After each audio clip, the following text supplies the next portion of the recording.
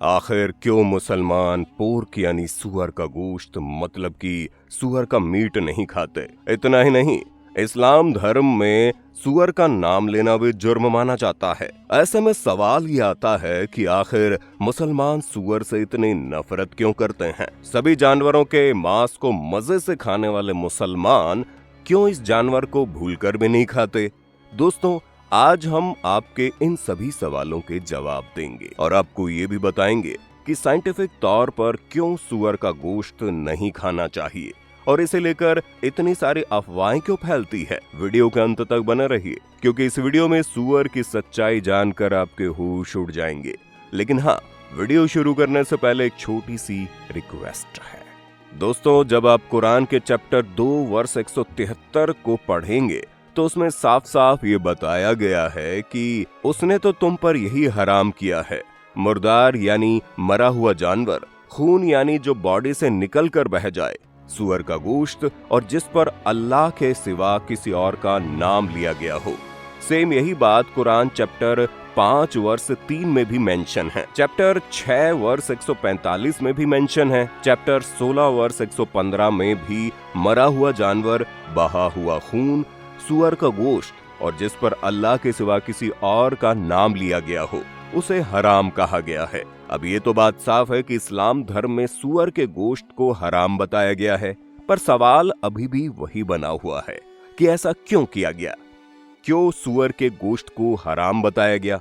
दोस्तों, अगर आपने कभी भी देखा हो तो सुअर एक बहुत ही गंदा जानवर है जो हमेशा गंदे पानी और कीचड़ वगैरह में रहता है। और आज भी गांव देहात के इलाकों में लोगों के पास टॉयलेट होने के बावजूद वो घर से बाहर खुले में शौच करते हैं।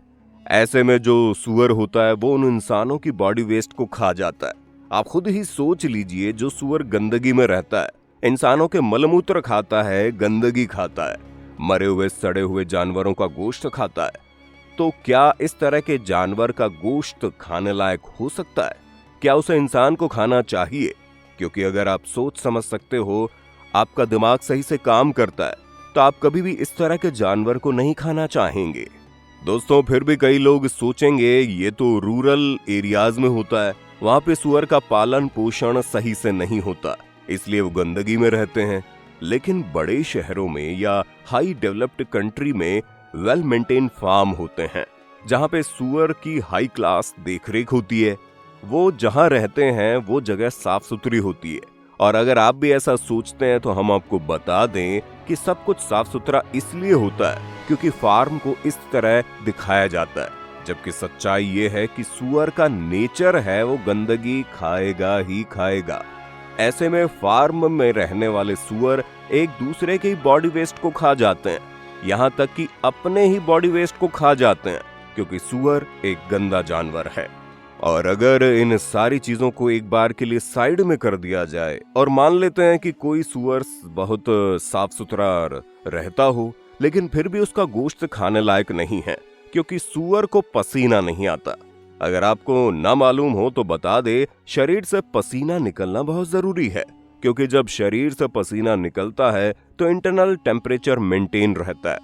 अगर किसी वजह से बॉडी में ज्यादा एनर्जी प्रोड्यूस होती है तो वो पसीने के रूप में बाहर निकल जाती है, और पसीने के साथ कई सारे टॉक्सिन्स भी शरीर से बाहर निकल जाते हैं। लेकिन सुअर को तो पसीना आता ही नहीं, जिसकी वजह से उसकी बॉडी में जो टॉक्सिक सब्सटेंस है वो बाहर ही नहीं निकल पाते, और इनका बॉडी टेम्परेचर भी मेंटेन नहीं रहता, जिसके कारण सुअर अक्सर गंदे पानी में, नाले में डूबा रहता है और हमेशा गंदगी से घिरा रहता है। वैसे इसे ना खाने के और भी कई कारण हैं, जैसे कि फैट और कोलेस्ट्रॉल को ले लो, क्योंकि सुअर के मीट के अंदर फैट और कोलेस्ट्रॉल बहुत ही भरपूर मात्रा में होता है। और कई सारी साइंटिफिक स्टडीज में बताया गया है कि कैंसर के ज्यादातर केस रेड मीट और सुअर के गोश्त को खाने से ही ज्यादा आ रहे हैं सामने। और ये सब तो कुछ भी नहीं है, सुअर के मांस को खाने से एक और गंभीर समस्या हो सकती है, वो है पैरासाइट इन्फेक्शन। क्योंकि ये जानवर इतने ज्यादा गंदे होते हैं कि इनमें कई तरह के परजीवी पाए जाते हैं, जो इनके मांस के जरिए हमारे शरीर में पहुंच जाते हैं, और शरीर से ये खून के जरिए वाइटल ऑर्गन्स में पहुंचकर इंसान की मौत का कारण भी बन जाते हैं। क्योंकि कई सारे ऐसे केस देखे गए हैं जहां पर इन्हीं परजीवियों के दिमाग में पहुंचने की वजह से लोगों की मौतें हुई है। और दोस्तों यही सब कारण है कि इस्लाम धर्म में सूअर को खाना पाप समझा जाता है, क्योंकि दूसरे जानवर अगर अच्छी तरह से देखभाल में रखे जाएं तो कहीं ना कहीं हमें फायदा पहुंचाते हैं, या फिर फायदा भले ही ना पहुंचाएं, हमें नुकसान तो नहीं पहुंचाते। लेकिन अगर आप सूअर को अच्छी तरह से साफ सुथरे इलाके में भी रखेंगे, उनके खान पान से लेकर उनके हाइजीन तक हर चीज पर ध्यान देंगे, तब भी ये जानवर आपके लिए खतरनाक ही साबित होंगे, क्योंकि उनके शरीर में कई सारी चीजें ऐसी पाई जाती हैं जो हमारे लिए जानलेवा हैं। लेकिन दोस्तों कितने अफसोस की बात है ना कि कई सारे धर्मों में इस जानवर को खाना बैन है, ये हमारे लिए नुकसानदायक है, पर फिर भी हर रोज करीब 38 लाख सूअरों को काट कर खाया जाता है। ये केवल एक दिन का डेटा है। अब आप पूरे साल का अंदाजा लगा लो कि इसे कितनी बड़ी संख्या में खाया जाता होगा। हाँ, वो बात अलग है कि दुनिया भर के अलग अलग धर्म में इसे खाने से मना करने के बावजूद लोग इसे बड़ी संख्या में खाते हैं। वेस्टर्न कल्चर में तो सूअर को खाना नॉर्मल बात है, लोग इसके मांस का बर्गर पिज्जा बनाकर खाते हैं, जबकि इस्लाम धर्म एकमात्र ऐसा धर्म है जो सूअर को न खाने वाली बात को सच्चे दिल से मानता है। अगर हम दुबई के उदाहरण से आपको समझाएं तो दुबई में सूअर का गोश्त बिकता जरूर है, लेकिन वहां साफ साफ लिखा रहता है कि ये केवल गैर मुसलमानों के लिए है। अगर कोई मुस्लिम है तो वो इसे खा नहीं सकता।